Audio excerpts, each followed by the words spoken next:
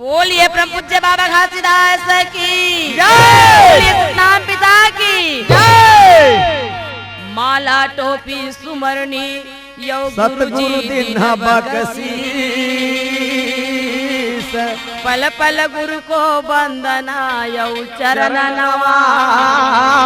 शीस चरण नमावो शीस होता है सकल काल की जय। होता है सकल काल की जय। बार बार सब प्रेम से बोलो सत्य नाम की जय। बार बार सब प्रेम से बोलो सत्य नाम की जय। बोल घासीदास बाबा की जय।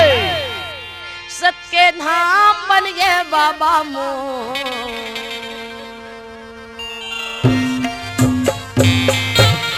सत्य धाम बन गए गुरु मोर तोर गिरोधपुर सत्य धाम सत्य धाम बन गए बाबा मोर तोर गिरोधपुर सत्य धाम बन गए। ये सत्य धाम बन गए गुरु मोर तोर गिरोधपुर सत्य धाम सत्य धाम बन गए बाबा मोर तोर गिरोधपुर सत्य धाम बन गए। ये तोर गिरोधपुर सत्य धाम बन गए बाबा तोर गिरोधपुर सत्य धाम बन गए ना। हाँ तोर गिरोधपुर सत्य धाम बन गए बाबा तोर गिरोधपुर सत्य धाम बन गए ना। ये तोर गिरोधपुर सत्य धाम बन गए बाबा मोर तोर गिरोधपुर सत्य धाम बन गए ना। हाँ तोर गिरोधपुर सत्य धाम बन गए बाबा मोर सत्य धाम बन गए गिरोधपुरी जी धाम बन गए। ये सत्य धाम बन गए बाबा मोर तोर गिरोधपुर सत्य धाम बन गए सत्य धाम बन गए बाबा मोर तोर गिरोधपुर सत्य धाम बन गए।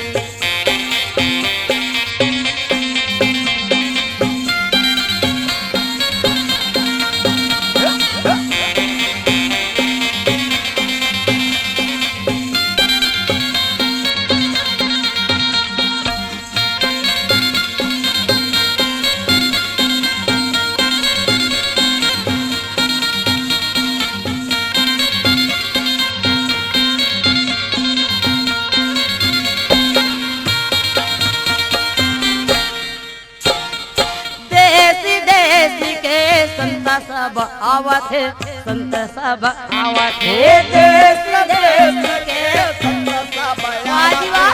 संत सब आयावत। ये देसी देसी के संत सब ए आवत बाबा। है संत सब आवत है ओ देश के संत सब आयावत संत सब आयावत। ये चरण कुन में बाबा जूरा मिलना हवा थे जूरा मिलना हवा थे चरण कुंड में बाबा जूरा मिलना वही चरण कुंड में जी। जूरा मिलना हवा बाबा जूरा मिलना हवा थे जूरा मिलना हवा थे जूरा मिलना हवा थे जूरा मिलना हवा बाबा जूरा मिलना हवा थे जूरा मिलना हवा थे जूरा मिलना हवा थे जूरा मिलना हवा। सब महान हो गए गुरु मोर तोर गिरोधपुर सत्य धाम बन गए। ये सब महान बन गए बाबा मोर तोर गिरोधपुर सत्य धाम बन गए।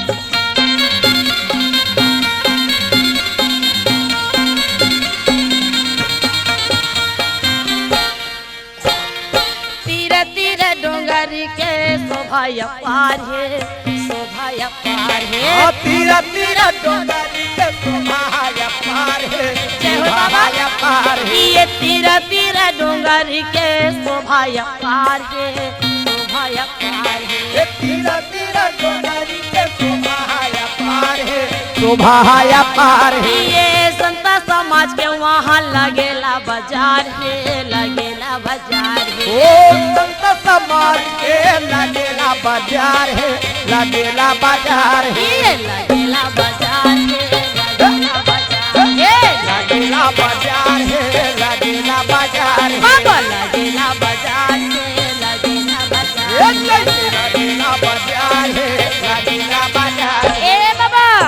का हो सच समाज के वो डोंगरी के बीच में बाजार लगे है, मेला लगे है। हाँ जी और वह का होत जानत है? का होते बंसी होवत है, ओहो मंगल होवत है, या। नचैया नाचत है, गवैया गावत है का सत्य गुणगान हो गे बाबा मोर तोर गिरो तू सत्य धाम। एक गुणगान हो गे बाबा मोर तोर गिरो सत्य धाम मन गे। हे सत्य धाम मन गे बाबा मोर तोर गिरो तू सत्य धाम मन गे बाबा तोर गिरो तू सत्य धाम मन गे बाबा तोर गिरो तू सत्य धाम मन गे। ए रागी हो कते सुंदर के साथ में बाबा घासीदास अच्छा माता सफराला शादी करके लाए भैया। लाए। और शादी करने के बाद अच्छा घर में आई वाह। तो बड़ा प्रेम के साथ में रहे लगी। हाँ जी सास ससुर के सेवा में मगन है माता सफरा जी। हो दाई दीदी वाले बस्ती वाले मन के संग में मस्त मस्त प्रेम से आज सुंदर सुंदर बात बोले लगी। वाह वाह जी गाँव के नगर निवासी मन भी सफराला घर में देखे लावेगा। हाँ। बड़ा सुंदर बहू लाने मांगू दासा, बात बड़ा है। सुंदर बहू लाने हमें। हाँ बस्ती वाले बड़ा खुश हवे, हो माता पिता बड़ा खुश हवे, है जी सब जन खुश है भैया। हाँ। और बड़ा सुंदर घर के काम पुता में लग जाते। वाह। अच्छा अच्छा भोजन बना करके माता सफरा रहते, सास ससुरो पति ला खिला के सुंदर सेवा करे लागी जी। संतो भाई लेकिन भैया हाँ सफरा माता मन में सोचा थे का सोचे थे ताई आई मोर ससुर मोर सन मने सुघर गोठियावा थे, हाँ। मोर सास गोठियावा थे, हाँ। बस्ती के दाई दीदी मन गोठियावा थे, सही बात सब मोर सन गोठियावा थे, लेकिन मोर पति देव मोर से काबर नहीं गोठियावा थे। हाँ ठीक है आज नहीं गोठियाही काली गोठियाही, हाँ भाई काली बात नहीं करी थे परम दिन गोठियाही।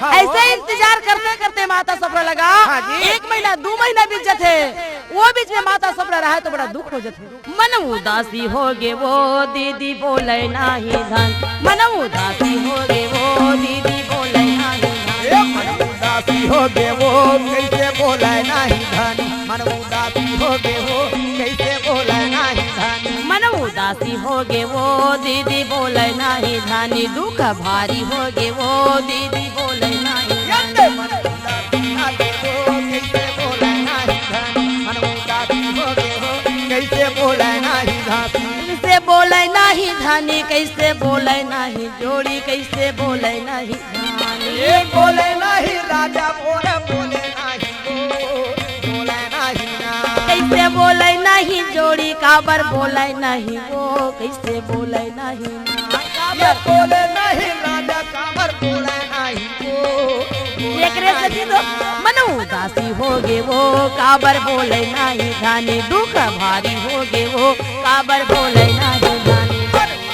ना दे वो कैसे बोले नहीं धनी मन उदासी ना दे वो कैसे बोले नहीं धनी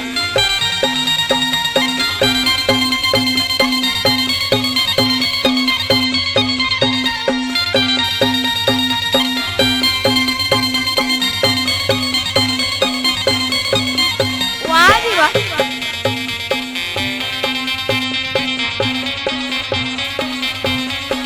कैसे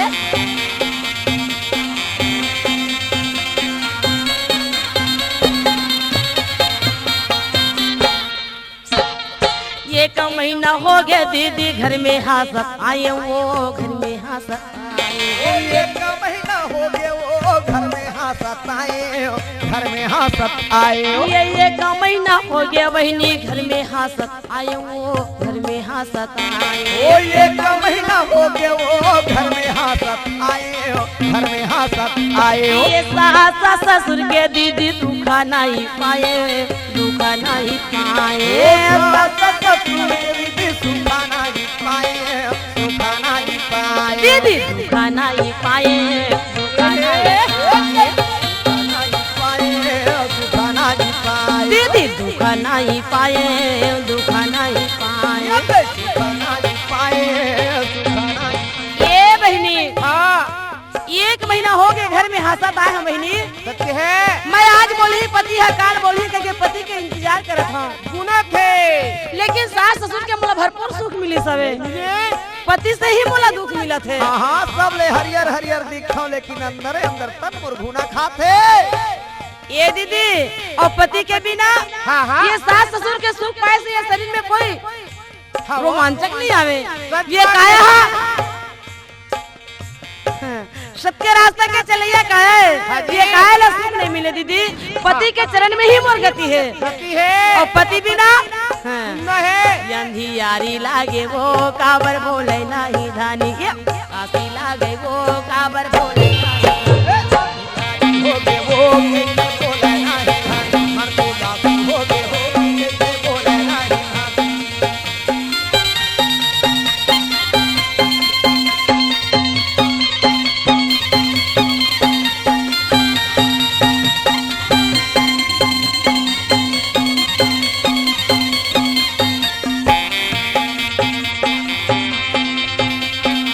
वाह जी वाह, कैसे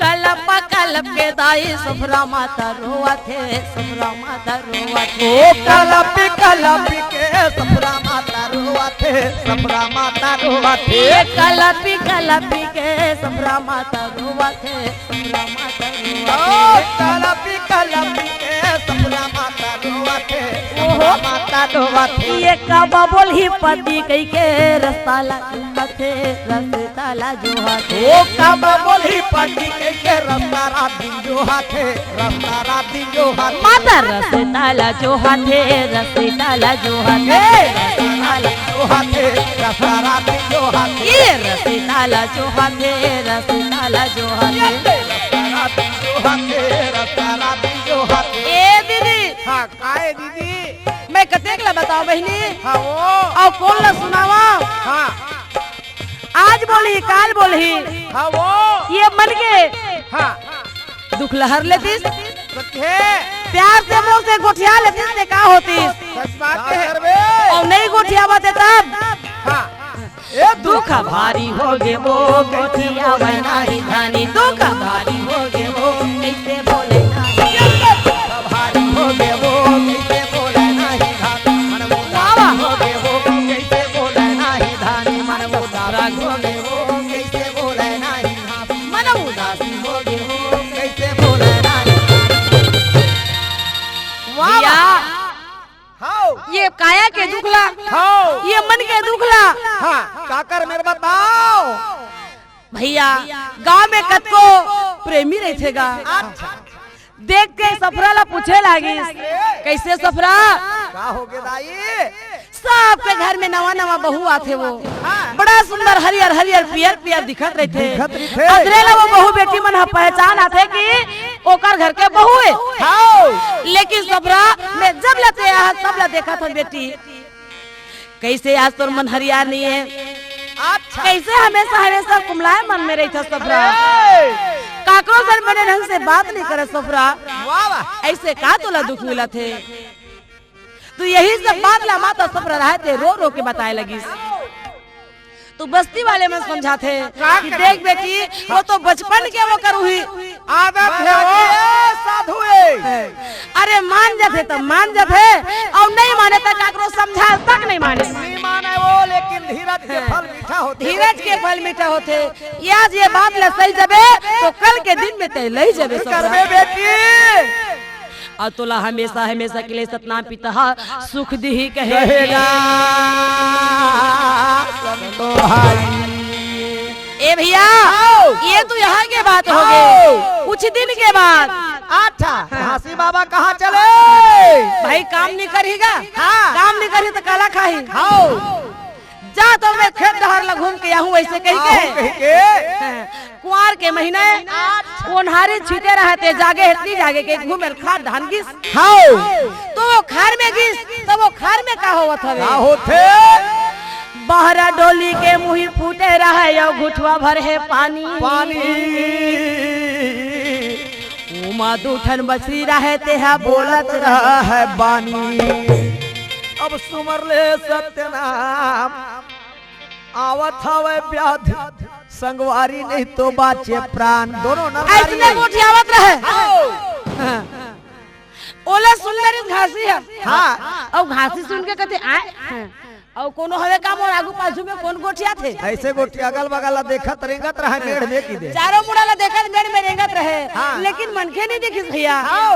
हाँ, वही मछली ला देख डरिस हाँ नजर पड़ गए और मछली ला देख के कथैया यही मने हाँ, यही मन को चावत हवे हाँ। लेकिन ये मछली योनी होके अते के कर में ज्ञान है मोला आवत है कहीं के जान डरिस और सतनाम बाबा के सुमरन करत हवे कि ब्याह है आवत है अब हमर मन के प्राण नहीं बाचे अब हम दोनों के दोनों एक के संग्राम मरबो मरबो ऐसे कह के दोनों कोई गोठियात रहा है तो नहीं मैं आगे मोर डर में यमन हम मरबो कहा थे तो मैं तुम मोला मरन नहीं देवो कावर रक्षा करने वाला हूँ मैं हाँ जीव पर दया ये तू आत्मा में मोला गलत मत सोचो ये विचार लगा करके पुरस्कृता घासीदास रहते हाँ दोनों मछली के तीर में जा करके काबर कि ये पानी घुटवा भर हवे और घाम करा थे कुंवार के महीना पानी गर्म हो गए मछली मन तड़फड़ावा थे मर जाही अब ये काज भर रही ले दे के काली भर पानी सुखा के तन मछली मर जाही ओकर से अच्छा इकर प्राण के रक्षा करो इकर प्राण ला मैं उबारा वैसे कह के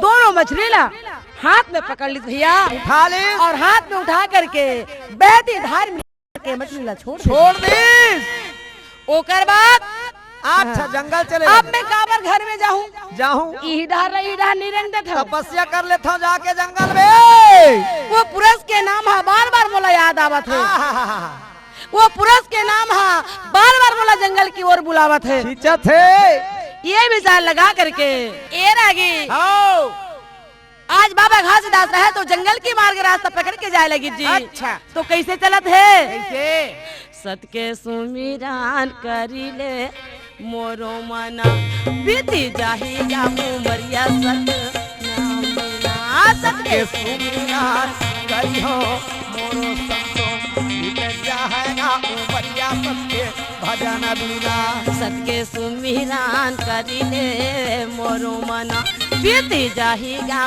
उमरिया सत नाम बिना सत्य सुमरान करिए मोरो मना बीत जाएगा उमरिया सत्य भजन बिना बीती जाही गा उमरिया सत नाम बिना जी बीती जाही गा उमरिया सत नाम बिना बीत जाएगा उमरिया सत्य भजन बिना जी बीत जाएगा उमरिया सत्य भजन बिना काबर बारम नहीं आवे मानु जय अवतारा सत्य सुमिरान करी ले मोरो मना बीत जाएगा उमरिया सत्य भजन बिना सत्य सुमरान करिए मोरो मना बीत जाएगा उमरिया सत्य भजन बिना सत्य सुमरान करिए मोरो मना बीत जाएगा उमरिया सत्य भजन बिना ए दे भैया मैं सतनाम ला भजियाओ सत के सुमरन करी हूं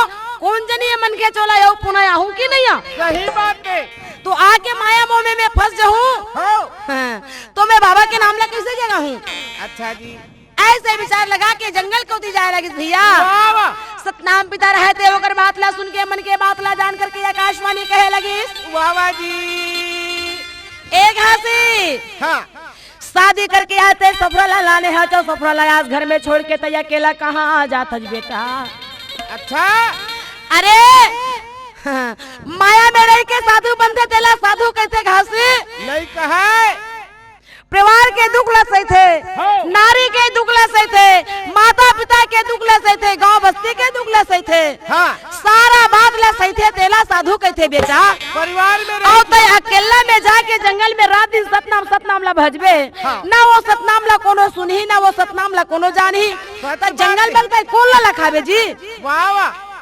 नहीं घासी सपरा माता अकेला है रो रो के दिन बितावत है जब तक ते माया नहीं बनावे विस्तार नहीं करवे तब तक तो रोहन सा नहीं तरह घासी सच बात है इसी वक्त जा और विस्तार उत्पन्न कर घासी ये जंगल में रह के काम नहीं बने गड़बड़ हो जाते कथे अच्छा पुरुष पिता के आज्ञा मान करके घासीदास बाबा रहे तो घर में आए और घर में आ करके जोरदार आवाज के साथ में कहे सफरा ये सफरा हड़बड़ा जाते सफरा आज का हो गए वो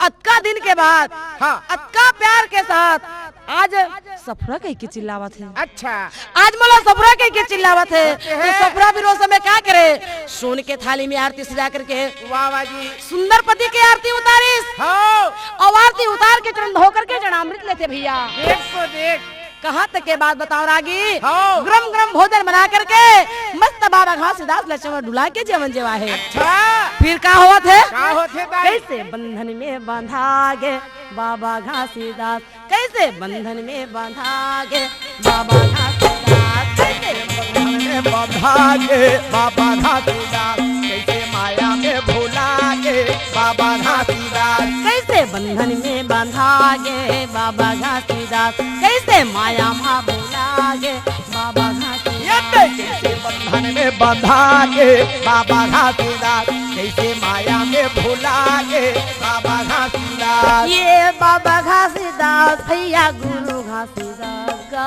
बाबा घासीदास, ये बाबा घासीदास संत गुरु घासीदास बाबा घासीदास, ये गुरु घासीदास भैया बाबा घासीदास का गुरु घासीदास। ये बाबा घासीदास संत गुरु घासीदास बाबा कैसे घासीदास। देख तो माया माँ बंधा गे बाबा घासीदास, यह बंधन में लिखा गे बाबा घासीदास, कैसे बंधन में बंधा गे बाबा घासीदास, कैसे माया में भुला गे बाबा घासीदास।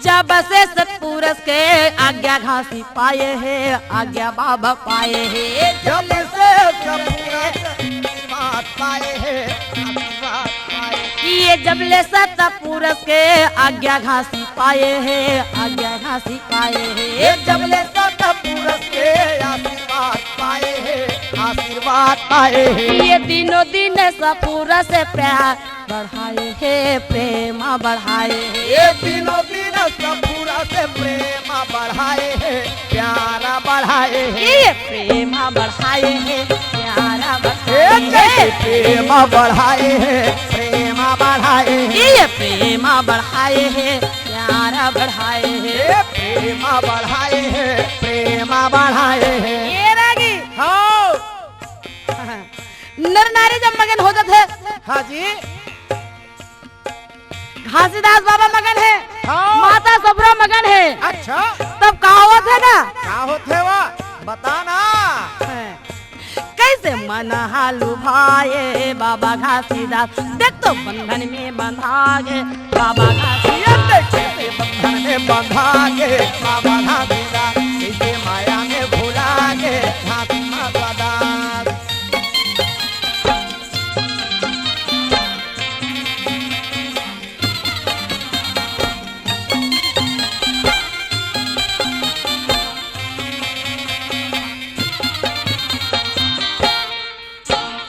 ए भैया हाँ जी वो पुरुष के मर्जी देख, हाँ वो सतगुरु बाबा के कहानी ला तो देख, वाह वाह ओकर गढ़नी ला तो देख। महिमा ले देख। हाँ। कुछ दिन बीते सफुरा ग्रभा में रह जावे, ग्रभा में रह जावे, कुछ दिन में तेरा मैया गर्भा में रह जावे, गर्भा में रह जावे। ये कुछ दिन बीते मैया ग्रभा में रह जावे, ग्रभा में रह जावे, कुछ दिन में तेरा मैया गर्भा में रह जावे, गर्भा में रह जावे। 10 महीना भैया सफुरल हो जावे, सफुराला हो जावे, 10 महीना माता सफरल पूरा हो जावे, पूरा हो जावे। ये पूरा हो जावे, पूरा हो जावे, 10 महीना पूरा हो जावे, पूरा हो जावे। ये पूरा हो जावे, पूरा हो जावे। कैसे पूरा हो जावे, पूरा हो जावे। हाँ पुरुष पिता के मर्जी से माता सब गर्भवती बन जाते हैं। हाँ 1 माह 2 माह 3 माह 4 माह इस प्रकार के जी हाँ जी 10 महीना पूरा हो जाए के बाद में क्या होते ताई सफरा माता के वाह बालक का सुंदर होवे बाबा घासीदास, कैसे माया में पकाए बाबा घासीदास, भागे बाबा घासीदास, कैसे माया में भुलाए बाबा घासीदास। बड़ सुंदर के बेटा हो है, माता सफरा के लाल हो गए जी।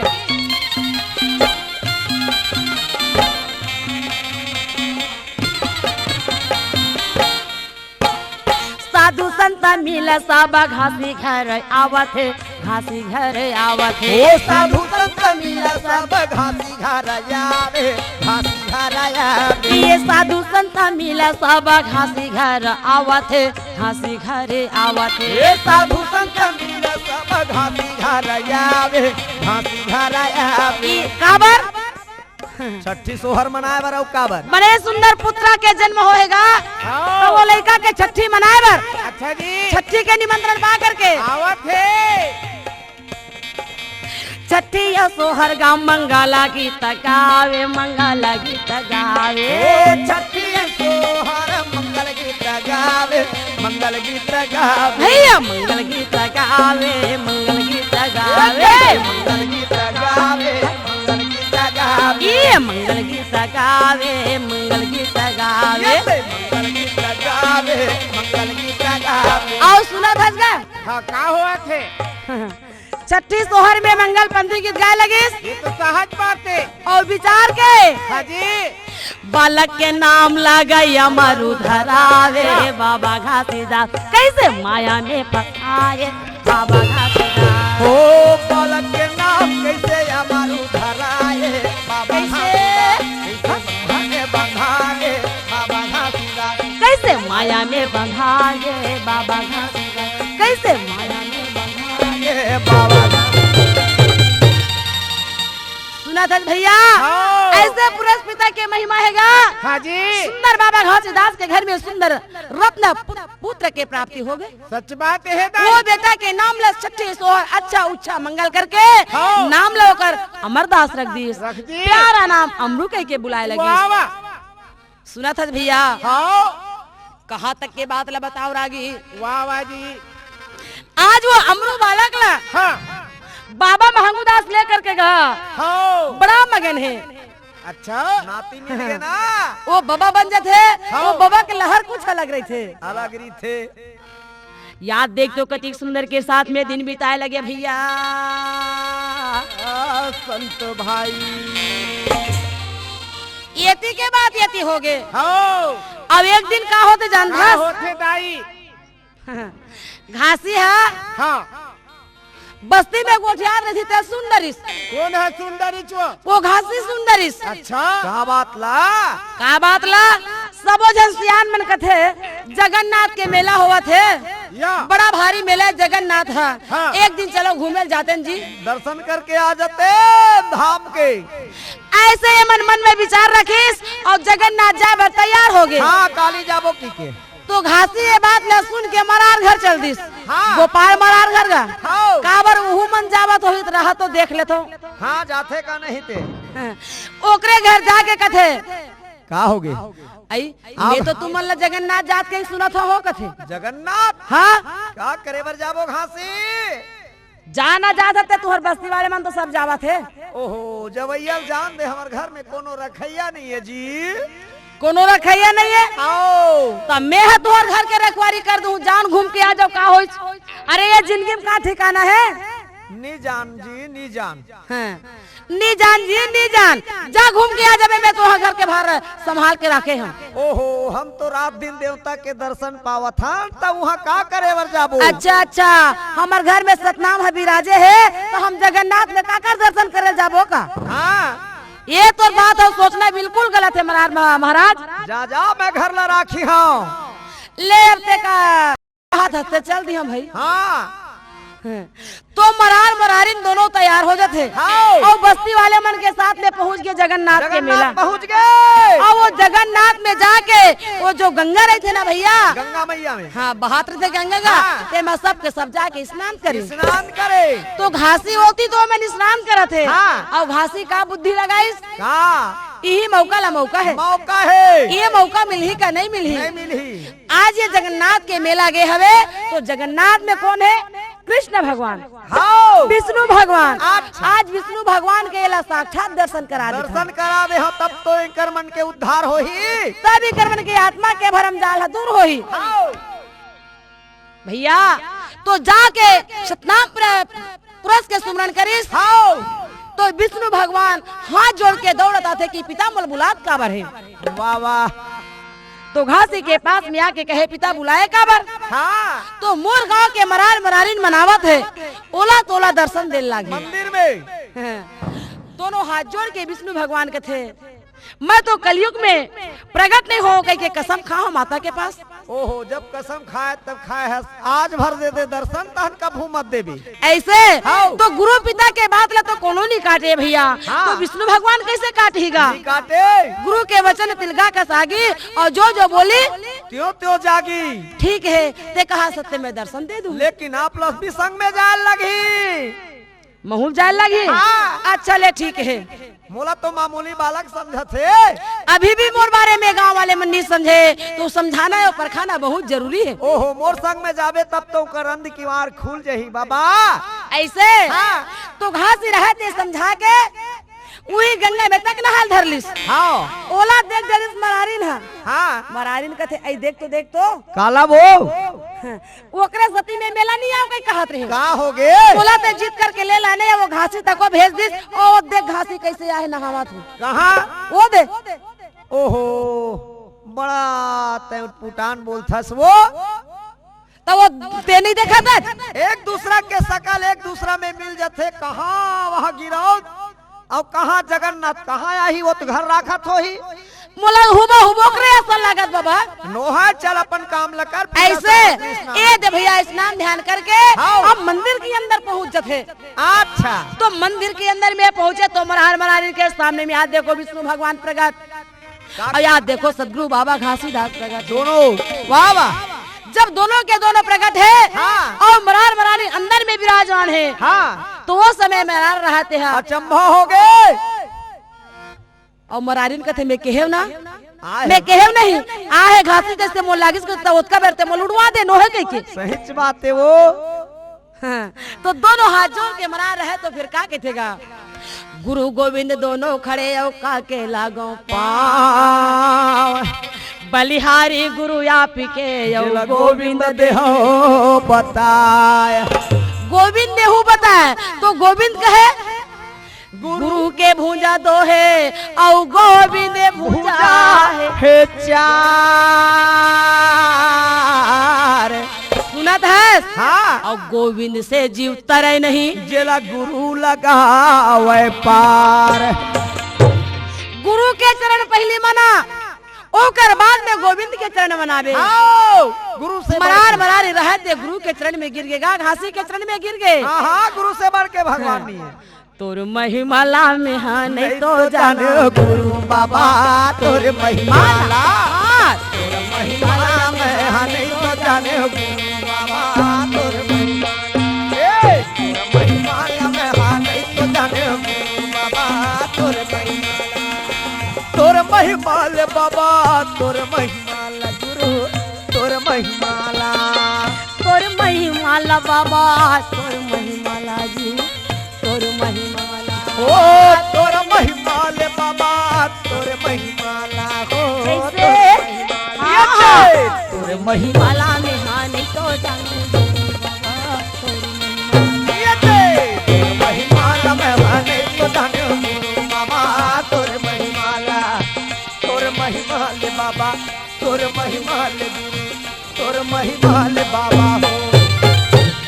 ए रागी हाँ अब जगन्नाथ में दर्शन करा देते हैं। हाँ। विष्णु भगवान रहे तो अंतर ध्यान और घासी तक हो गए अंतर ध्यान गिरोध में आगे। हाँ और मरार मरारिन मन बस्ती वाले के साथ वो मन गिरोध आई आइस।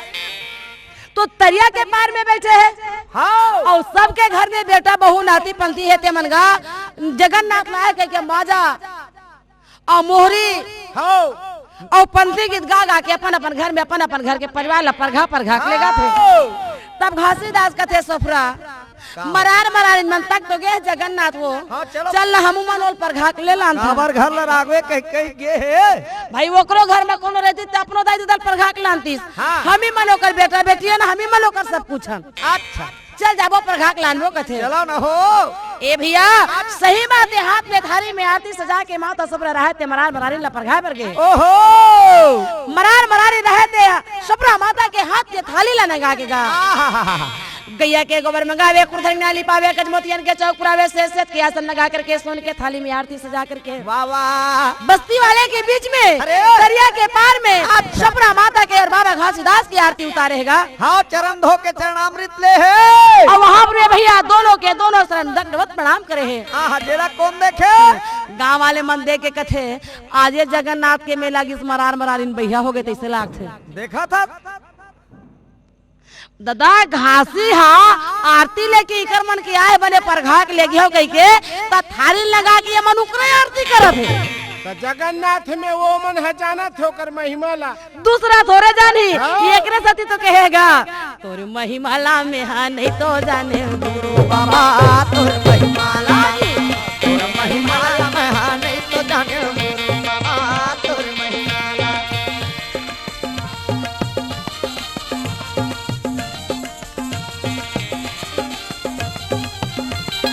बाबा तोर महिमाला नहीं जान पाए तू मन जान तू उदा तो मन भजन नहीं तो जाने गुरु बाबा ये जान हो तदे भजत हो तोर महिमाला में हाँ नहीं तो जाने गुरु बाबा तोर महिमाला। ए देरागी सारा बात ला बताते मरार है ना तो सच में गांव बस्ती वाले सब कोई चरण मनाए लगी। हाँ, हम का जनत हन दादा ऐसा तुहर महिमा ला ऐसा तुहर कहानी ला बताहू तबे तो जानबो। हाँ, सबके नैन में छा गए। कैसे नहीं चाहेगा कैसे? ओ तो कहे हवे का? एकरे सती तो गाना तो बहुत है रागी। हाँ। कते गाना ला मैं गा गा के बताऊं ये कहानी है कहूँ कम हो जाही ना हाँ। तब पब्लिक है चिल्लाहीगा चिल्लाए वो गुरु के बचन अमृत ऐसे सुनत है। हाँ, मरार मरारी न बस्ती वाले कहे सबके नैन में छाए है। मोला देवता मिले है मोला गुरु मिले है घासीदास चरण ला तोर नहीं छोड़ो। हाँ, मरार मरारी बस्ती वाले में कहे औ का कहेगा हाँ, छागा ये जी मन में भागा ये हो नायन में बाबा घासीदास छागा ये हो नायन में बाबा घासीदास ये छागयो जी सबला भागयो जी नयन में बाबा घासीदास छागए हो नयन में बाबा घासीदास। नयन में गुरु घासीदास नयन में गुरु बाबा नयन में घासी नयन में गुरु घासीदास नयन में गुरु बाबा नयन में गुरु घासी नयन में गुरु बाबा नयन में गुरु घासीदास नयन में गुरु बाबा नयन में घासी बाबा नयन में नयन में गुरु बाबा नयन में घासी बाबा नयन में गुरु बाबा नयन में घासी ये दे छागा योजी मन मा भागा योजी नयन में गुरु घासीदास छागा योजी नयन में गुरु घासीदास छागयो जी सबला भागयो जी नयन में बाबा घासीदास छागए हो नयन में बाबा घासीदास। कैसे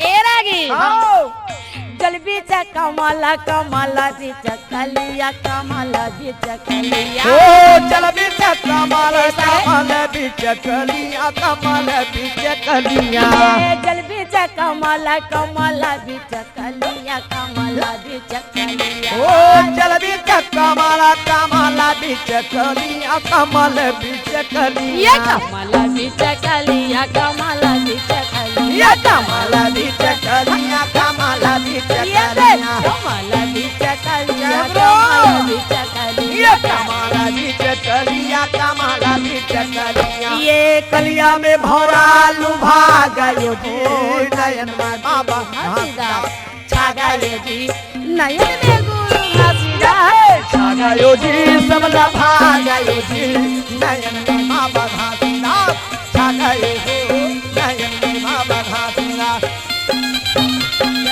जय हो बाबा हमेशा छाया रहे सदगुरु हे प्रस्तुता बार बार मैं आपला जीवन की करत हो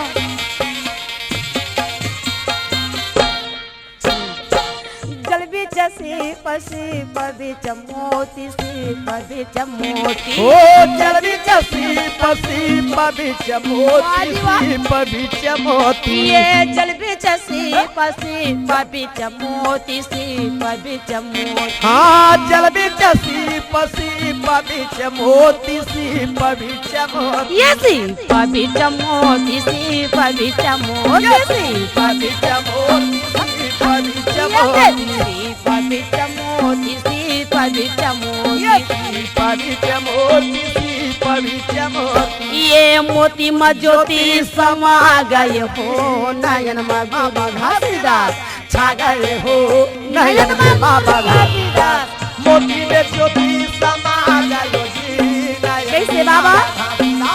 छा गए हो नयन में बाबा घासीदास छा गयो जी नयन में बाबा घासीदास छा गए हो नयन में सबके घासीदास बोल घासीदास बाबा की नगर निवासी बस्ती वाले के सबके हैं, अब आगे? मन में छा गए हाँ। ऊपर काया माया आगे भैया सब कोई पूजा करे लगी या। वही दिनला घासीला जानिज की सत्य पुजारी है और यही स्वयं सतनाम पिता है।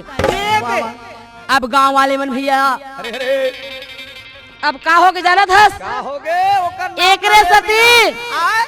एकरे सती कोनो आदमी हाँ। बहुत जल्दी सामना आना पसंद नहीं करे नहीं करे। सामने आते तो बहुत दुख मिलते जी हाँ अब का दुख मिला थे का या जे घासीला कोनो बूता नहीं तैयार थे हाँ नहीं काकरो घर काम में ले थे अच्छा जी तब काम बूता में नहीं ले गए दादा तो वो मन देती थे झोंक के नहीं खा लेती तो घासी का थे मैं फोकट के किजरा नहीं खाऊं जब तक मैं मेहनत नहीं करूं तब तक मैं काकरो पैसा कौड़ी नहीं खाऊं नहीं खाओ ए रागी हो कते सुंदर के साथ बाबा घासीदास ला सब जन अपन अपन मन में बसा ली हाँ। सचमुच में बाबा घासीदास सबके नैन हृदय में छागेगा अच्छा गांव वाले मन हंसते हुए कहे हमने साक्षात पूरा पिता के दर्शन मिल गए आज के बाद में हम कोई तीर्थ धाम नहीं जावन हमारे घर में सतनाम है खुद विराजे है हमारे गांव खुद चारों धाम है ये दे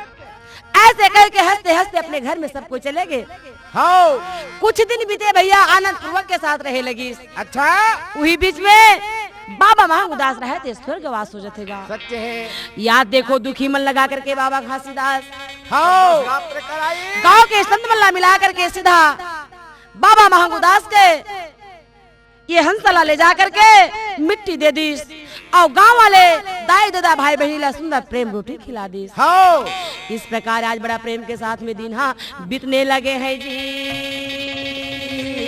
संत भाई आज बालक अमरदास रहे तो गा जिला अमरू कहते कर उम्र या जी 1 साल 2 साल 3 साल 4 साल 5 साल के बालक हो गए भैया अच्छा जी बने 5 6 7 साल के हो गए हो बने यति तति बने घूमे के और दौड़े के लाई हो वही बीच में माता सफरा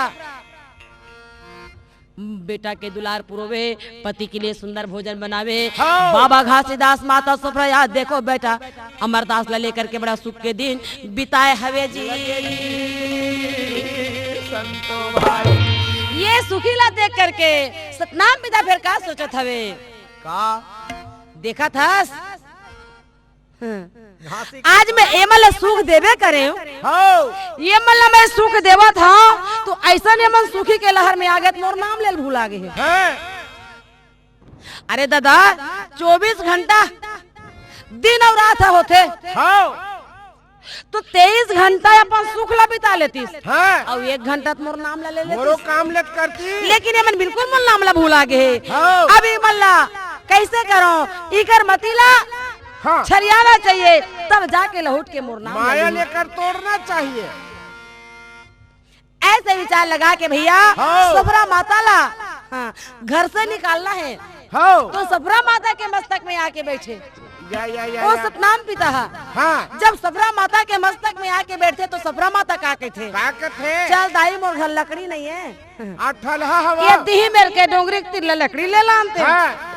ऐसे कह के जब लकड़ी पर जाते भैया हाँ। तो बाला कमरू रहते हैं नान को रहते बने ठुबुक ठुबुक रेंगत रहते टकर हर 6-7 साल के गा तो अपन माला फिर कहते दाई हो महू जाऊ दाई आय महू जाऊ राव हाँ जंगल के कारोबार है बेटा, का करते जाबे गाँव में, जल्दी आवत हो एक कनी। नहीं हम जाबो दाई।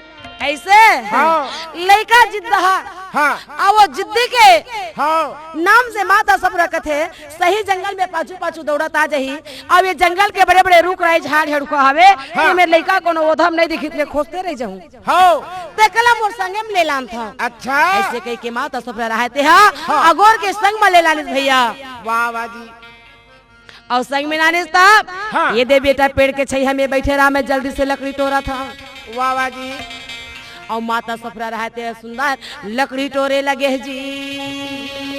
संत भाई वही बीच में जी वो सतनाम पिता के मर्जी ला तो देख। हाँ जब तक मैं एक पुत्र ला हरण नहीं करियो, हाँ जब तक ये घासी और सफरा मोर नाम ला नहीं लेवे, यही बात है। ऐसे हवा के गाठी बनिस, वाह वाह। ऐसे हवा की गाठी बनाईस हाँ कि जौने जंगल में सफरा और बालक अमरदास रहा है, वही जगह से शुरुआत हो गई हवा की गाठी। हाँ चक्रवात हवा बड़ोरा। याती देख तो चारों डहर घुमर घुमर के हवा होए लगे। वाह वाह जी। वो जंगल के बड़े बड़े पेड़ पौधा टूटे लगे। याद देख तो वो हवा में बड़े बड़े पत्थर रहे थे, याद देखो जमीन में गिरे लगे। उड़े लगे जी। जमीन के धूल रहे थे बिल्कुल आकाश में उड़े लगे, बिल्कुल अंधकार हो गए, अच्छा कुछ नहीं दिखे। हाँ माता सफरा यहाँ तक अपन बेटा के तिर में नहीं आन सकी। अच्छा जी। महू गिर जहूं हाँ ऐसे कह के पेड़ के सहारा माता रहते पुटार के धरे रहा अपन जीव और बचाई। चिल्लावत रहे थे। हाँ तहु कोनो रुक रही धर के बैठे रही बे अमरू। हाँ लेकिन अमरू कहाँ सुने वो हवा में। हाँ जी। अमरूला चुपला उठा लिस भैया, वाह वाह जी। वो हवा के गाठी है। हाँ और चुपला उठा करके पुरस पिता रहा तो ले जावा थावेगा भाई कुछ क्षण के लिए हवा ऐस, कुछ बाद में हवा ठीक हो जाते। हाँ तो माता सब रहा तो हड़बड़ाइस नीचे में उतरे। और तुरंत अमरू के याद आ जाते। अमरू, ये अमरू, अमरू, ये अमरू खोजा थे माता हा। चारों डहर अगर बगर देखे लगी, वाह वाह। चारों डहर के जंगल में दौड़ दौड़ के खोजे लगी, या जंगल झाड़ी में चिल्लाए लगी अमरू अमरू अमरू अमरू। मगर कहाँ से अमरू का है भैया। हाँ जी। याद देख तो सफरा माता रहे तो पागल हो गए, वाह वाह जी। वही हो गए। हाँ याद वही जंगल में रो रो करके वहां में सिर पटक पटक के रोने लगे हैं जी। भाई मैं काबर काबर जंगल आया हूँ दाई, कैसे ये लेके मोर संग में आ गई, कहाँ चल दिस मोला छोड़ के कहाँ भी छूट गए।